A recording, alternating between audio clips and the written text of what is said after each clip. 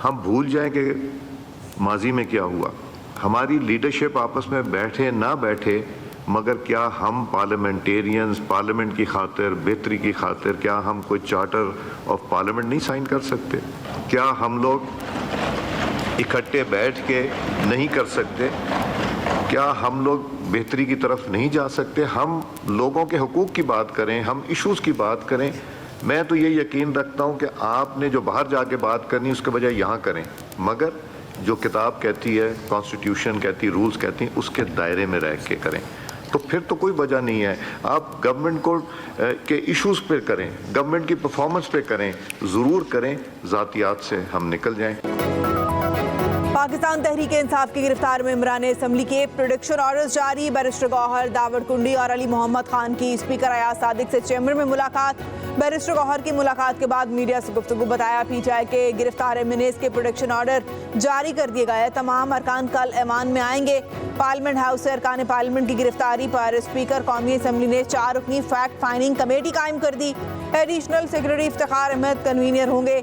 दूसरी जानिब स्पीकर अयाज सादिक की कौमी असम्बली के चार्टर ऑफ पार्लियामेंट की तजवीज़। ऐवान की कार्रवाई खुश असलूबी से चलाने के लिए 16 रुकनी कमेटी के क़याम की करारदाद मुतफ़िक़ा तौर पर मंजूर। अयाज सादिक ने कहा, भूल जाएं माजी में क्या हुआ। क़यादत बैठे ना बैठे, क्या हम मिसाक़े पार्लियामेंट पर दस्तखत नहीं कर सकते?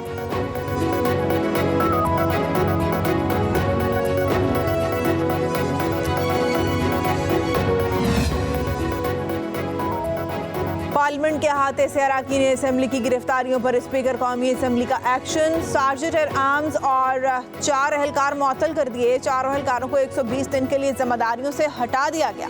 पार्लियामेंट हाउस में काम करने वाले सीरिया के 5 एहलकार लाइट्स बंद करने के जिम्मेदार करार पाए। मुअत्तल करके तब्दील करने की हिदायत जारी। स्पीकर कौमी असम्बली अयाज सादिक का पार्लियामेंट हाउस में गिरफ्तारी पर वज़ारत दाखिला को भी खत। ज़राए के मुताबिक खत में कहा गया है कि गिरफ्तारियों की तहकीकात करें और स्पीकर कौमी असम्बली को आगाह किया जाए।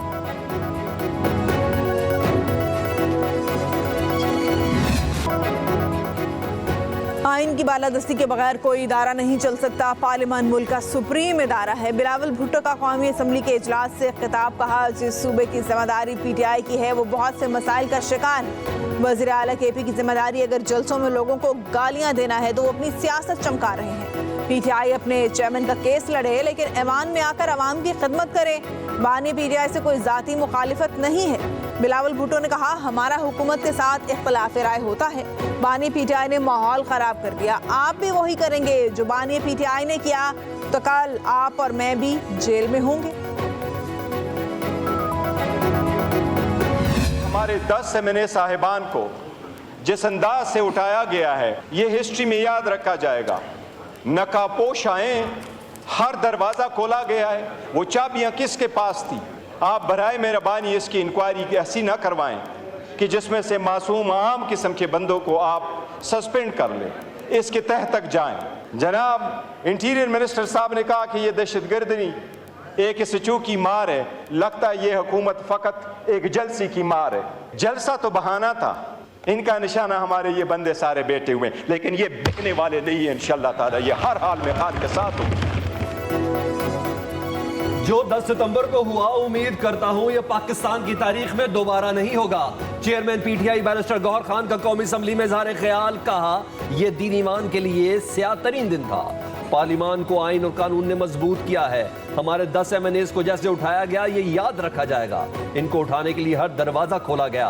बैरिस्टर गौहर ने कहा, जलसा तो बहाना था, मकसद हमारे लोगों को दबाना था, लेकिन हम झुकेंगे नहीं।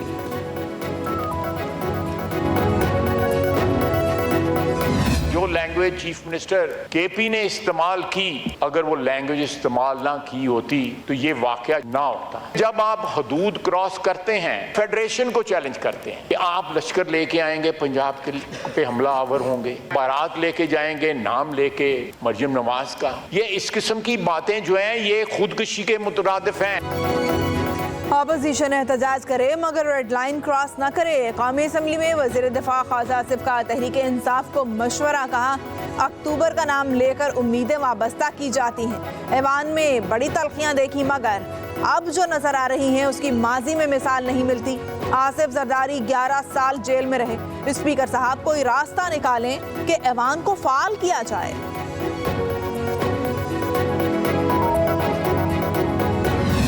इलेक्शन रिप्रेजेंटेशन हो, क्योंकि कुछ पता नहीं है हमारे मेंबरान के साथ क्या हो जाए। देखिए, कोई आपने लेजिस्लेशन लानी, आप कहा कि आप लाएं, अगर आपके पास अददी अक्सरियत है, अपनी अददी अक्सरियत, हमारे बंदे तोड़ के नहीं, हमारे बंदे उठा के नहीं, आप शौक से लाइए। जो प्रोडक्शन ऑर्डर ऑनरेबल स्पीकर साहब ने इशू किए हैं, आईजी इस्लामाबाद साहब को ऑर्डर दिए थे, उनको प्लीज इंप्लीमेंट कीजिए और हमारे मेंबरान को यहां प्रोड्यूस कीजिए। कुछ पता नहीं हमारे उठाए गए मेंबरान के साथ क्या हो जाए। पीटीआई रहनुमा अली मोहम्मद खान का कौमी असम्बली में इज़हार ख्याल, कहा हुकूमत ने कानून साजी करनी है तो करे, उनके पास अददी अक्सरियत है तो हमारे बंदे तोड़कर तादाद पूरी ना करें। स्पीकर असम्बली के प्रोडक्शन ऑर्डर जारी करने के अहकाम पर अमल दरामद होना चाहिए। दूसरी तरफ वज़ीर इत्तलात अता तारड़ ने कहा कुछ सबूत सामने आए हैं कि ईमान के अंदर से किसी को नहीं उठाया गया। स्पीकर ऑफिस में वो रिकॉर्ड मौजूद है।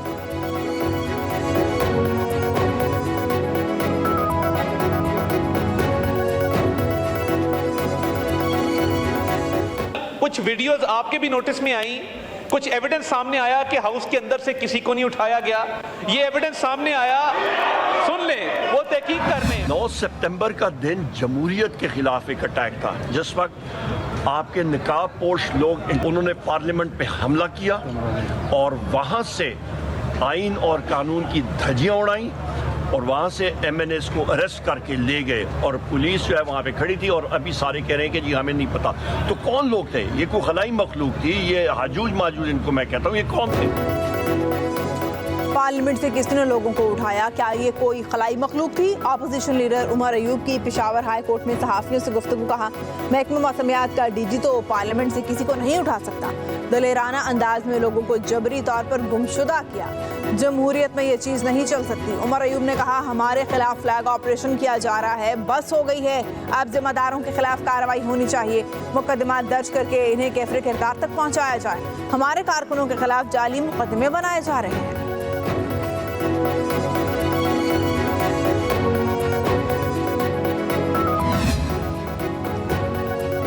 अपोजिशन का हिस्सा हैं और रहेंगे। मौलाना फजल रहमान ने वाज़ेह कर दिया।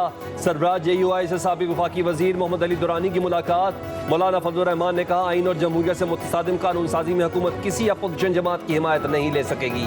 हुकूमती वजूद और इसके इक़दाम अवामी मफादात से मुतसादिम है। ऐसी हुकूमत के साथ जाना अवाम के गज़ब व गज़ब को दावत देने के बराबर होगा। कहा हमें सिर्फ वो इख्तियार चाहिए जो अवाम ने दिया हो, किसी को मैंडेट चोरी करने नहीं देंगे।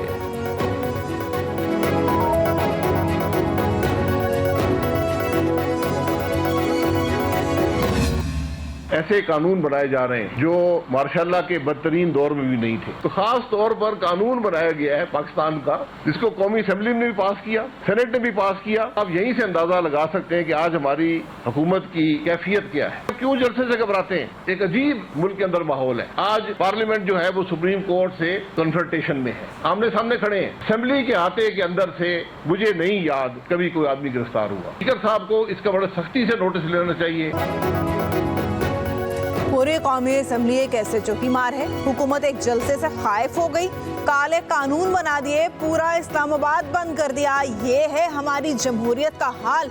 शाहिद खाकान अब्बासी की प्रेस कॉन्फ्रेंस, कहा जलसे की इजाजत देकर रास्ते बंद कर देना कौन सी जमहूरियत है? ये एक जलसे से क्यों घबराते हैं? PTI जलसे में आवाम के मसाइल पर कोई बात हुई? जमहूरी हुकूमत में ऐसे कानून बनाए जा रहे हैं जो मार्शल लॉ में भी नहीं बने।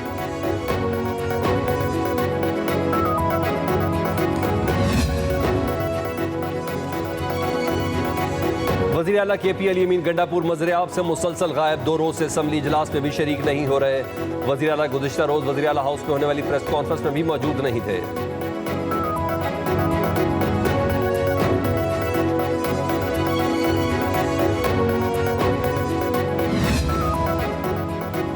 तहरीक इंसाफ के रहनुमाओं और कारकुनों के खिलाफ दहशतगर्दी का मुकदमा। तहकीकात के लिए स्पेशल इन्वेस्टिगेशन टीम तश्कील। SSP investigation Arsalan Shahzeb team के सरबराह होंगे। 2 दिन में तहकीकात मुकम्मल करके IG इस्लामाबाद को रिपोर्ट पेश की जाएगी।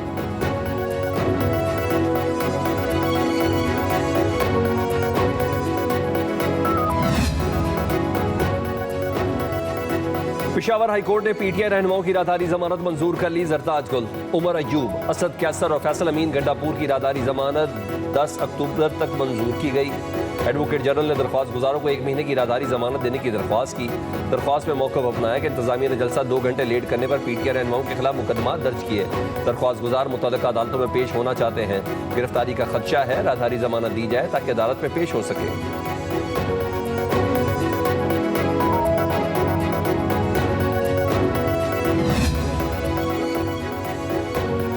इस्लामाबाद की इंसदाद दहशतगर्दी अदालत ने 8 सितंबर को तोड़फोड़ के मुकदमे में गिरफ्तार शोएब शाहीन की जमानत मंजूर कर ली। पीटीआई रहनुमा शोएब शाहीन के खिलाफ थाना नून में मुकदमा दर्ज किया गया था। जमानत मंजूर होने के बावजूद शोएब शाहीन की रिहाई मुमकिन नहीं। शोएब शाहीन थाना संजानी में दर्ज मुकदमे में जिस्मानी रिमांड पर पुलिस के हिरासत में है।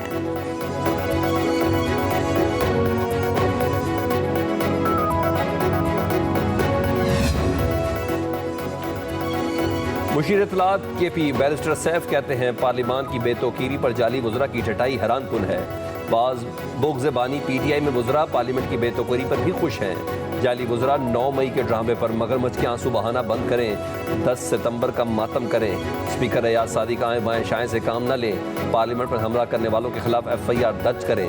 पार्लियामेंट शबखून मारने वालों के खिलाफ आर्टिकल 6 के तहत कार्रवाई होनी चाहिए। पार्लियामान की बेतौकीरी का पूरा हिसाब लिया जाएगा।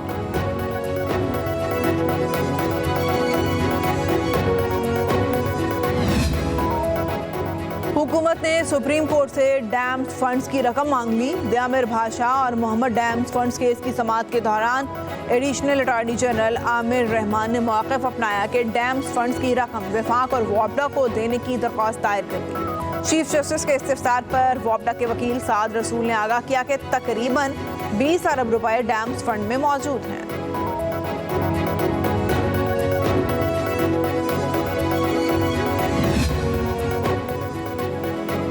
वज़ीर आज़म से नॉर्वे में पाकिस्तान की नुमाइंदगी करते हुए सिल्वर मेडल जीतने वाले स्ट्रीट चाइल्ड फुटबॉल टीम की मुलाकात।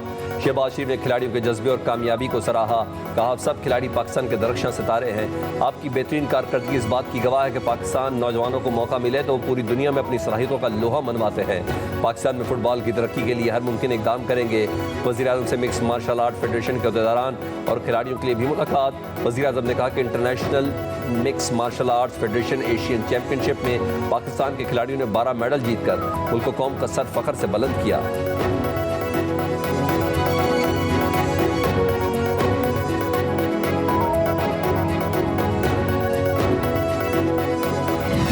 पाकिस्तान ने IMF की एक और शर्त तस्लीम कर ली। स्पेशल इकनॉमिक जोन्स के क़याम पर पाबंदी लगा दी। वफाकी और सूबाई हुकूमतें अब कोई नया खुसूसी इकनॉमिक जोन या एक्सपोर्ट प्रोसेसिंग जोन कायम करेंगी और ना ही पहले से कायम जोन्स को मुद्दत पूरी होने के बाद कोई मराहत दी जाएंगी। गुज़िश्ता माली साल के दौरान हुकूमत ने स्पेशल इकनॉमिक जोन्स को 7 अरब रुपए की मराहत दी थी।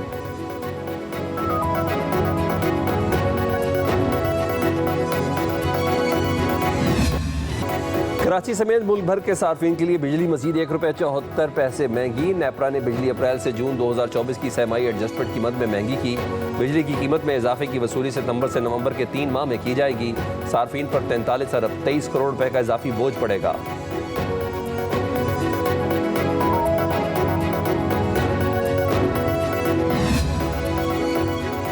वफाकी हुकूमत ने रिटायर्ड सरकारी मुलाजिमीन की वफात के बाद फैमिली पेंशन की मुद्दत 10 साल मुकर्रर कर दी। ज़राए के मुताबिक वफात पाने वाले रिटायर्ड मुलाजिम की फैमिली पेंशन का हकदार बच्चा माजूर होने की सूरत में ताहयात पेंशन वसूल करेगा। पे इन पेंशन कमीशन 2020 की सिफारिशात पर तरमीम के बाद शहदा की फैमिली पेंशन की मियाद 25 साल कर दी गई है। आर्म्ड फोर्सेस और सिविल आर्म्ड फोर्सेस की फैमिली पेंशन में 50% तक इजाफा भी किया गया है। लाहौर हाई कोर्ट में हाजिर सर्विस फौजी ऑफिसर को चेयरमैन नादरा तैनात करने के कानून में तरमीम के खिलाफ दरख्वास्त पर समाअत। जस्टिस चौधरी इकबाल ने केस मजीद समाअत के लिए दूसरे बेंच को भिजवाने की सिफारिश कर दी। रिमार्क्स दिए कि इस इनायत की पिटीशन की समाअत डिवीजन बेंच भी करा है। मुनासिब है कि वही बेंच इस पिटीशन पर समाअत करे।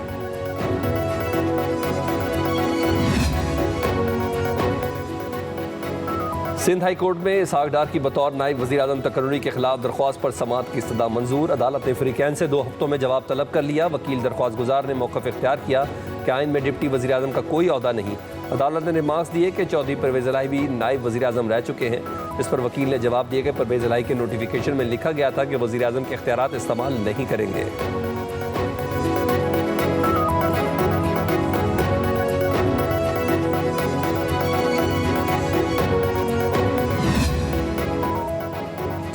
दफ्तर खारजा में आमना बलोच ने सेक्रेटरी खारजा की जिम्मेदारियां संभाल ली। आमना बलोच दूसरी खातून और 33वीं सेक्रेटरी खारजा हैं। इससे कबल तहमीना जंजुआ सेक्रेटरी खारजा के ओहदे पर फाइज रह चुकी हैं। आमना बलोच इससे कबल भी बैरून मुमालिक पाकिस्तानी मिशन में अहम ओहदों पर फाइज रह चुकी हैं। उन्होंने चीन में बतौर कौंसल जनरल मलेशिया में हाई कमिश्नर की जिम्मेदारियां निभाई हैं।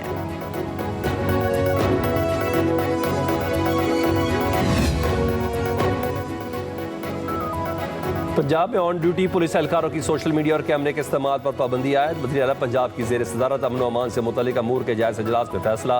मरियम नवाज़ ने पुलिस के लिए 1 करोड़ रुपए ग्रांट की मंजूरी दे दी। वज़ीर आला मरियम नवाज़ का ईद मिलादुन्नबी सल्लल्लाहु अलैहि वसल्लम पर फुल प्रूफ सिक्योरिटी यकीनी बनाने का हुक्म। कहा पुलिस अफसरान उलमा कराम से खुद जाकर मिले। वज़ीर आला पंजाब ने सूबाई सरहदी चौकियों की तादाद बढ़ाने की भी मंजूरी दे दी।